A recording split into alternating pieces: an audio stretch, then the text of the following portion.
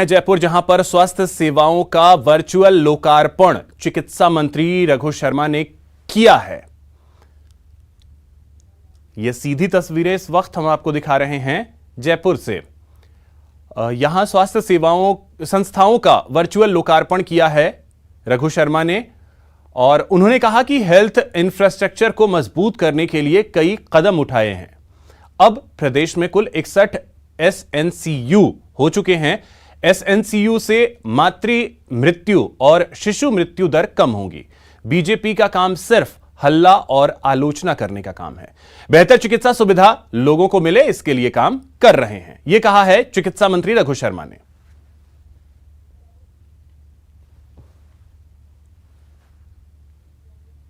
राजस्थान में health infrastructure को मजबूत करने की दिशा में अनेक महत्वपूर्ण कदम उठाए हैं। पिछले 2 साल में जिस तरह से राजस्थान में हमारे लोकप्रिय मुख्यमंत्री आदरणीय अशोक गहलोत जी के नेतृत्व में चाहे कोविड के मैनेजमेंट की बात हो, चाहे हेल्थ इंफ्रास्ट्रक्चर को मजबूत करने की बात हो, चाहे मेडिकल कॉलेजेस 15 मेडिकल कॉलेजेस नए राज्य में एक साथ स्थापित करने की बात हो, तमाम जो कदम उठाए गए हैं। आज जो वर्चुअल इनॉग्रेशन हो रहा है 2 SNCU का आबू रोड और धोरीमन्ना बाड़मेर में, इससे पहले 59 SNCU राजस्थान में विभिन्न जिला अस्पतालों में, उप जिला चिकित्सालय में, सामुदायिक चिकित्सा केंद्रों पर या मेडिकल कॉलेज से जुड़े हुए जो हमारे अस्पताल हैं उनमें स्थापित था।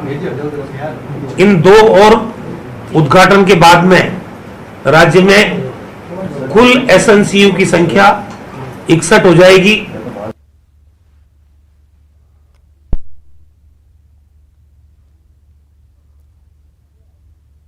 तो स्वास्थ्य संस्थाओं का वर्चुअल लोकार्पण किया है चिकित्सा मंत्री रघु शर्मा ने।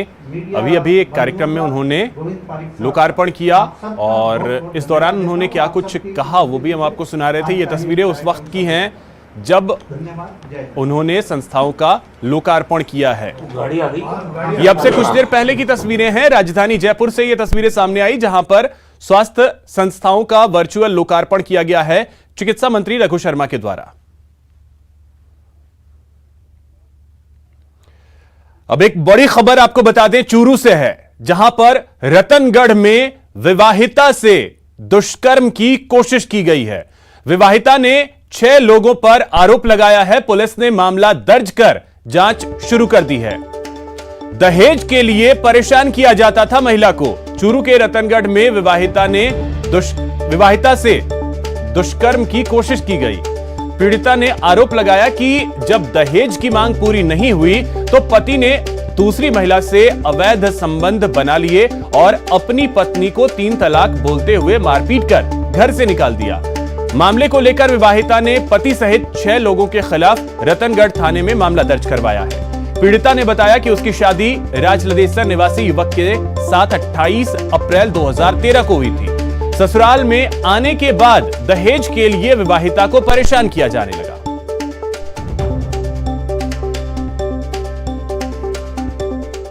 ससुराल में गई, जब मैंने मारा कुट्टी कर काट दी और दहेज के लिए परेशान कर रखा। 1 लाख रुपया दे दिया, मोटरसाइकिल लिया, सोने की चेन लिया और बहुत परेशान करा, मारा कुट्टी करा। और क्या मेरे तो सुमन नाम की छोरी है, मेरी वाइफ और 2 टाबर है, और बहुत परेशान करा। मैं बहुत दुखी हूँ। मेरे सास वाला मेरे माँ बाप भेजी, मैंने देवर बलात्कार करने की कोशिश करी बार बार में। सासू ने जेल देने की कोशिश करी। मनोज शर्मा हमारे सहयोगी अधिक जानकारी के साथ चूरू से हमारे साथ जुड़ गए हैं। मनोज, ये पूरा मामला है क्या? 3 तलाक का मामला?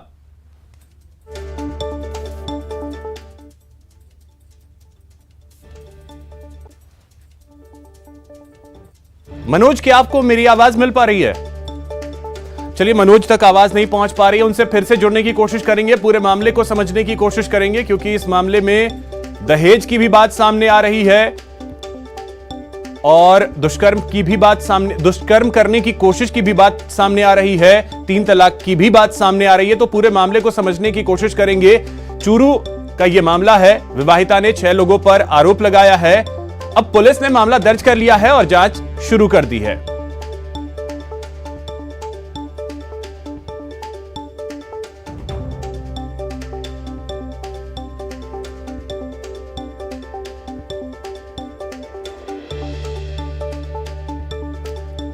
तो चूरू से इस वक्त की ये बड़ी खबर है, जहां पर एक महिला ने 6 लोगों के खिलाफ मामला दर्ज करवाया है। मनोज हमारे सहयोगी अधिक जानकारी के साथ जुड़ गए। मनोज, क्या है ये पूरा मामला?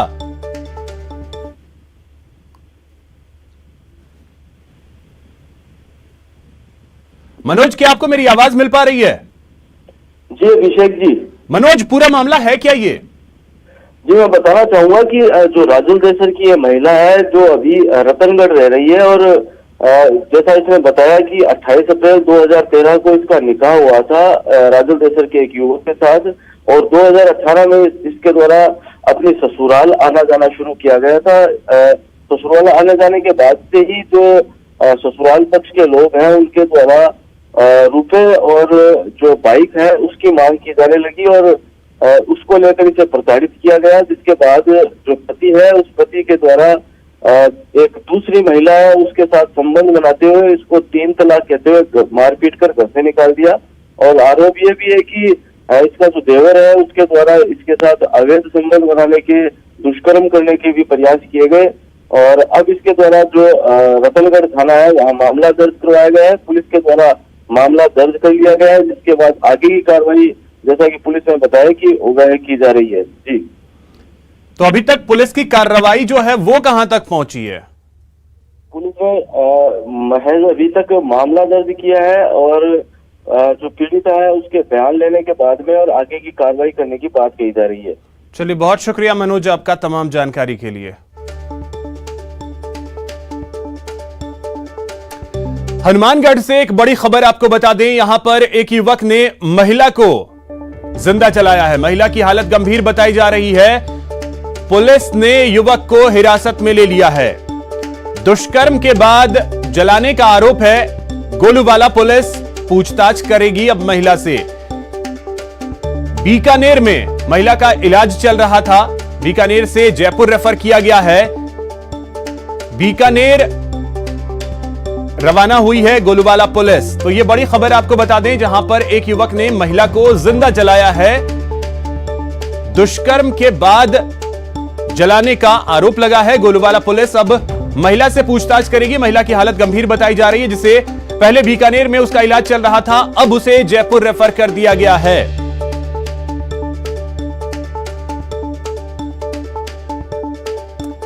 तो वहीं बड़ी खबर यह भी है कि पुलिस महिला से पूछताछ करने के लिए जयपुर भी जाएगी। तो हनुमानगढ़ से हमारे सहयोगी राजू रामगढ़िया अधिक जानकारी के साथ जुड़ गए। राजू, पूरी जानकारी क्या है मामले को लेकर? जी, कल ये जो घटना थी कल की, गोलूवाला पुलिस को सूचना मिली कि एक महिला जो है वो ब्यूटी पार्लर संचालिका है और वो जल गई है संदिग्ध अवस्था में। तो पुलिस जब मौके पर पहुंची, उस समय उसको श्रीगंगानगर और गंगानगर से बीकानेर रेफर कर दिया गया।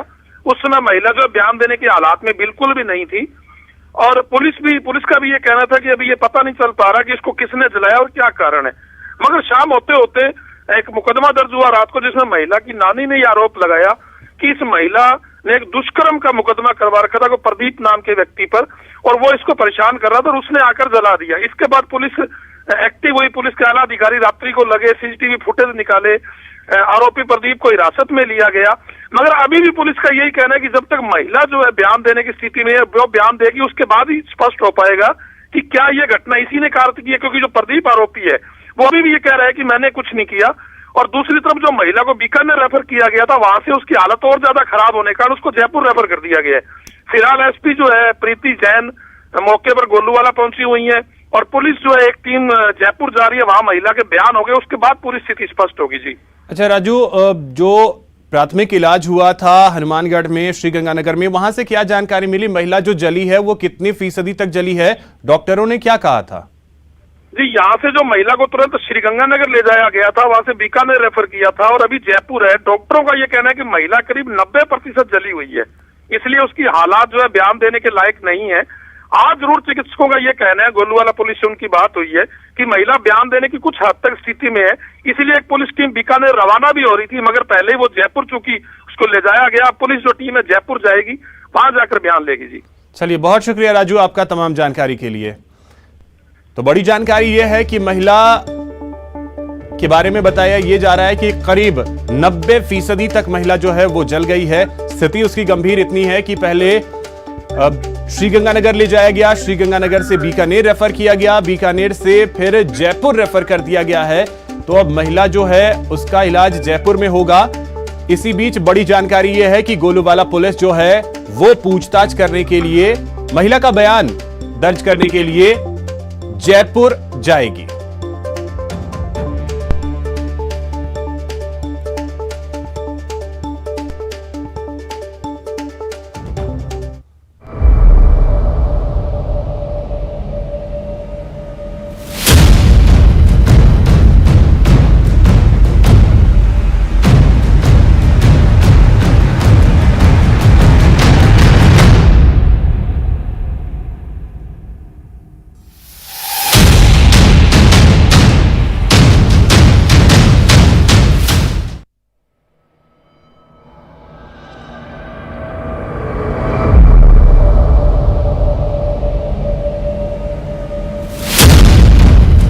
मोहब्बत की सजा मौत।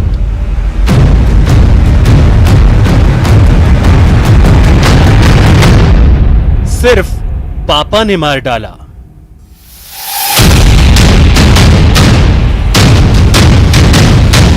पिंकी एक, गुनहगार अनेक।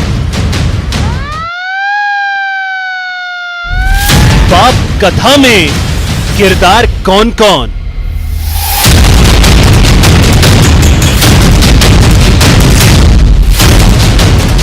पिंकी के कितने गुनहगार? तो दौसा हॉरर किलिंग केस में बड़ा अपडेट आपको बता दें। पिंकी हॉरर किलिंग मामले में बड़ा एक्शन लिया गया है। मां बाप समेत 7 लोगों को गिरफ्तार किया गया है। अपहरण के आरोप में यह गिरफ्तारी हुई है। 1 मार्च को प्रेमी के घर से इस लड़की का अपहरण कर लिया गया था। 3 मार्च को पिंकी की निर्मम हत्या कर दी गई। तो दौसा का यह मामला, 1 मार्च को प्रेमी के घर से इस युवती का अपहरण हुआ था। अपहरण किसी और ने नहीं, इसके पिता ने ही किया। हत्या इसके पिता ने ही की। और अब इस मामले में मां बाप समेत 7 लोगों की गिरफ्तारी अभी तक हो चुकी है। बड़ा अपडेट इस मामले में यह है। आशीष शर्मा हमारे सहयोगी अधिक जानकारी के साथ जुड़ गए। आशीष, और भी अपडेट कुछ इस मामले को लेकर आपके पास?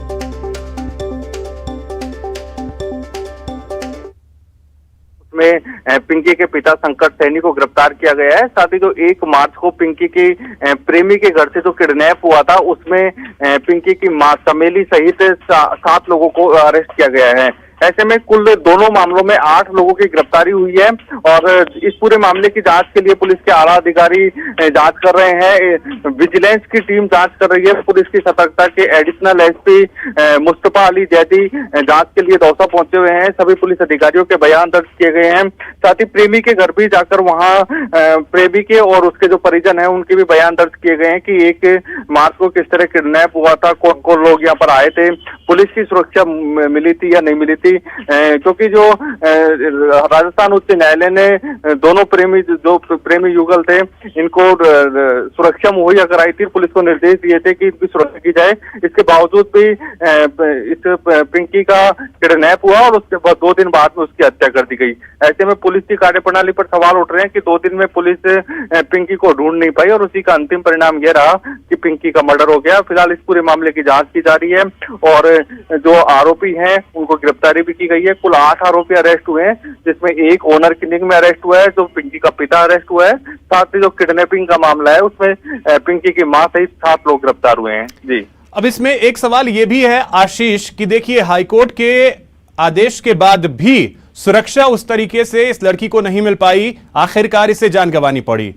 वहां जो चूक हुई है, मेन जिम्मेदार तो वो भी हैं, गुनहगार तो वो भी हैं, उन पर कार्रवाई कब होगी और कैसे होगी? बिल्कुल निश्चित रूप से इसमें राजस्थान उच्च न्यायालय ने दौसा पुलिस को पार्टी बनाया था। दौसा पुलिस को निर्देश दिए थे कि उसकी सुरक्षा की जाए। हालांकि दौसा पुलिस का ये कहना है कि जब जो प्रेमी युगल है, जो पिंकी और उसका जो प्रेमी है वो दौसा आया था, तब उन्होंने किसी भी प्रकार की सूचना नहीं दी और न ही राजस्थान उच्च न्यायालय से उस दिन तक उनको कॉपी प्राप्त हुई थी। ऐसे में राजस्थान उच्च न्यायालय के आदेश भी दौसा पुलिस को नहीं आए थे 1 मार्च को। इसी कारण ये किडनैप की घटना हो गई और घटना के बाद में उन्होंने प्रेमी युगल जो प्रेमी है रोशन, उसके घर पे पुलिस सुरक्षा लगा दी थी और इसकी लड़की की तलाश की जा रही थी, लेकिन तलाश लड़की मिलती उससे पहले ही उसकी हत्या कर दी गई। तो पुलिस का दलील यही है कि उनको राजस्थान उच्च न्यायालय के आदेश की कॉपी नहीं मिली थी और जो पीड़ित पक्ष यानी जो प्रेमी जोड़ा है उसने भी आके जानकारी नहीं दी थी कि उनको इस प्रकार की सुरक्षा मिली हुई है। जी चलिए, बहुत शुक्रिया आशीष आपका तमाम जानकारी के लिए। बात करते हैं मुख्यमंत्री अशोक गहलोत की, जो आज कोरोना की वैक्सीन लेंगे। सुबह 11 बजे कोरोना का टीका वो लगवाएंगे और आपको बताएं कि सुबह 11 बजे एसएमएस अस्पताल जाएंगे मुख्यमंत्री अशोक गहलोत टीका लगवाने के लिए। तो पहले जानकारी यह थी कि सीएमआर में ही मुख्यमंत्री वैक्सीन ले सकते हैं, लेकिन अब यह बड़ी जानकारी आ रही है कि एसएमएस अस्पताल जाएंगे मुख्यमंत्री अशोक गहलोत और वहीं पर कोरोना की वैक्सीन लगवाएंगे। दिनेश हमारे सहयोगी अधिक जानकारी के साथ जुड़ गए। दिनेश, क्या जानकारी है? मुख्यमंत्री 11 बजे वैक्सीन लगवाने वाले हैं।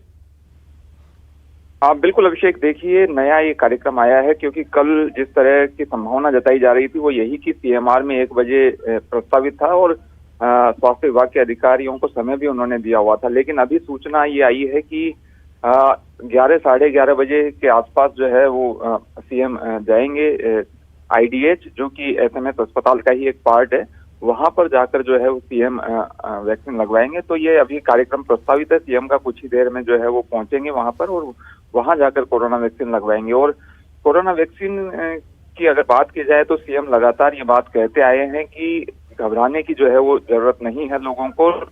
जो भी लोग पात्र हैं जिनको कोरोना वैक्सीन जो है वो लगना शुरू हो गई है वो आगे आए और वैक्सीन लगवाएं। तो लगातार ये अपील मुख्यमंत्री करते रहे हैं। तो आज खुद मुख्यमंत्री यहाँ पर वैक्सीन लगवाकर एक तरीके से फिर ये लोगों को संदेश देंगे कि किसी भी तरह से डरने की जरूरत नहीं है और कोरोना वैक्सीन लगवाने के लिए उनको आगे आना चाहिए। पिछले दिनों हमने देखा कि राज्यपाल कलराज मिश्र ने भी कोरोना वैक्सीन लगवाई है और भी कई नेता जो है वो कोरोना वैक्सीन लगवा रहे हैं। तो अब सीएम जो है वो खुद वैक्सीन लगवाकर ये संदेश देंगे और सीएम लगातार इस बात के हिमायती रहे हैं अपने ट्वीट्स के जरिए और वैसे भी जो है वो अपीलों के जरिए लगातार सीएम कहते रहे हैं कि कोरोना वैक्सीन जब लोगों को लगेगी तो फिर गाड़ी जो है वापस पटरी पर लौटेगी, क्योंकि चलिए दिनेश, बिल्कुल ये एक बड़ा संदेश होगा पूरे प्रदेश के लिए, प्रदेशवासियों के लिए कि मुख्यमंत्री खुद आज टीका लगवाएंगे और एक संदेश भी देने की कोशिश होगी कि डरने की जरूरत नहीं है, वैक्सीन लगवाएं,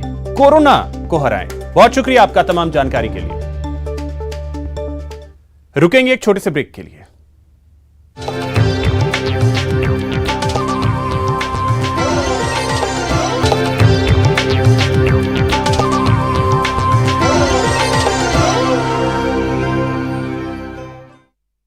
ब्रेक के बाद आपका स्वागत है। कोटा से बड़ी खबर आपको बता दें, यहां पर गरोठ रेलवे स्टेशन का एक मामला सामने आया है जहां पर यात्रियों को शौचालय के नल का पानी पिलाया गया है।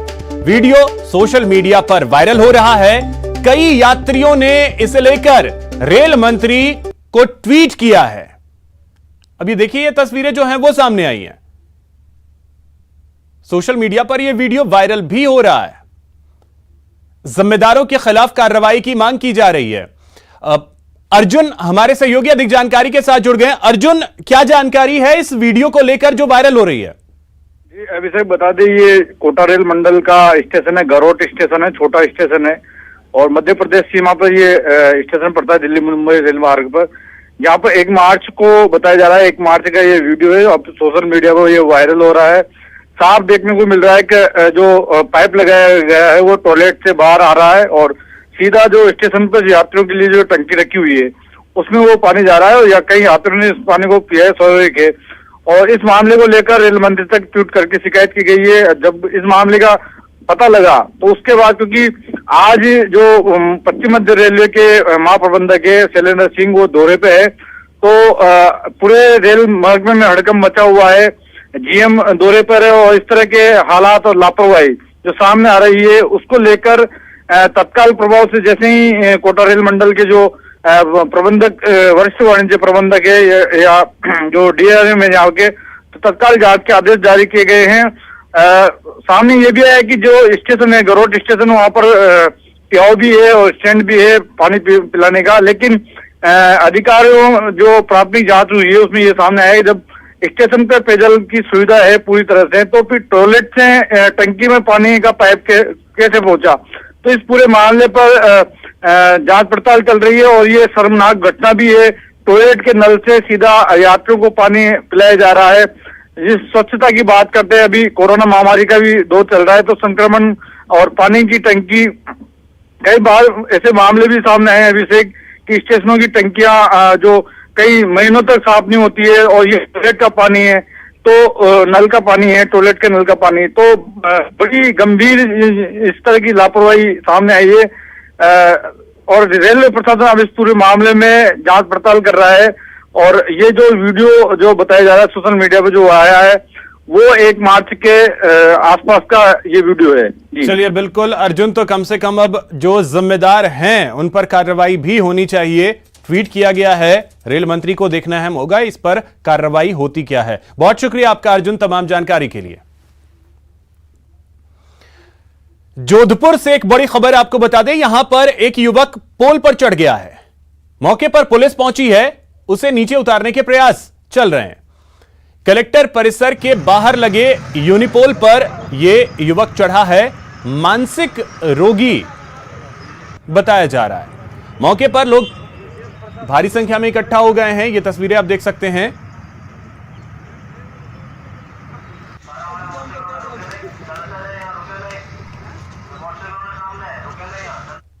यहां रुकेंगे एक छोटे से ब्रेक के लिए।